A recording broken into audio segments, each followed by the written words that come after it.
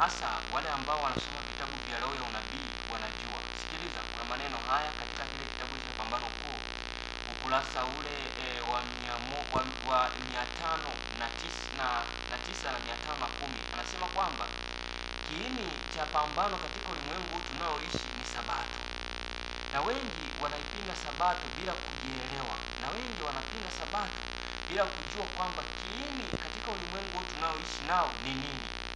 Kwa kweli kiini cha pambano katika ulimwengu tunaoishi ni Sabato.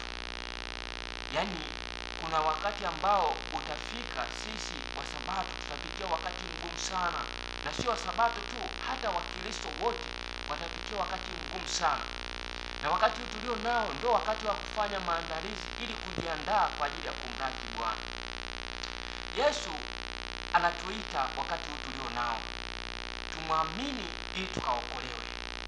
Kwa kweli nawatia moyo hata wale ambao walikuwa wamerudi nyuma, hata wale ambao walikuwa wamekata tamaa, hata wale ambao walikuwa wanasema haiwezekani, maisha yamekuwa magumu, Yesu amechelewa kurudi. Wakati tulio nao ndio wakati wa kujiandaa kwa ajili ya kumlaki Bwana. Kama wewe ni msabato, ulikuwa umerudi nyuma, rudi kanisani. Wakati wa mateso unakaribia, na wakati huu hauko mbali, uko karibu sana. Ni sisi ambao inatupasa kujiandaa kwa ajili ya kumlaki Bwana. Yesu anakuja hivi karibuni. Nikutie moyo wewe dada yangu, nikutie moyo wewe kaka yangu, nikutie moyo wewe baba yangu, nikutie moyo wewe mama, wewe kijana. Wakati tulio nao ndio wakati wa kujiandaa kwa ajili ya kumlaki Bwana. Yesu anakuja, na Yesu amesema hivi anapokuja mara ya pili. Sema tuendelee kufanya biashara, tuendelee kuuza kila kitu, lakini anasema tujiandae kwa ajili ya kumlaki Bwana anapokuja mara ya pili. Watu wa Mungu, kwa wale ambao walikuwa sio wepesi sana kusoma vitabu, kwa wale ambao walikuwa sio wepesi sana kusoma Biblia, ninawatia moyo, ndio wakati wa kusoma Biblia na kuyatambua yale ambayo shetani ameandaa kwa ajili ya kutaka kutuangamiza.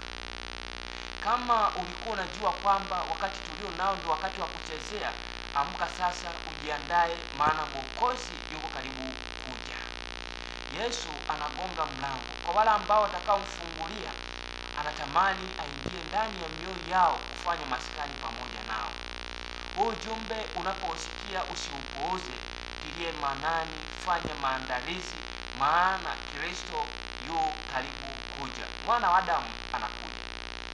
Anahitaji anapokuja akukute wewe ukiwa tayari, akukute jirani yako akiwa tayari kwa ajili ya kumlaki Bwana Mwokozi wa dunia hii. Yesu aliahidi kwamba atarudi tena mara ya pili.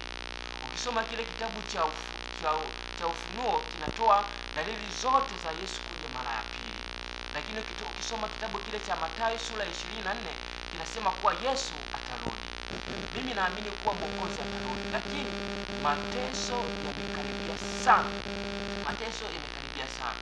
Na ninakuzi zingine ninazo hapa, nasema hata ule uongozi wa serikali na wenyewe itafika sehemu utatupinga, utakuwa mbali na sisi. Mtu wa Mungu, muda wa kuamka ndio huu tulio nao.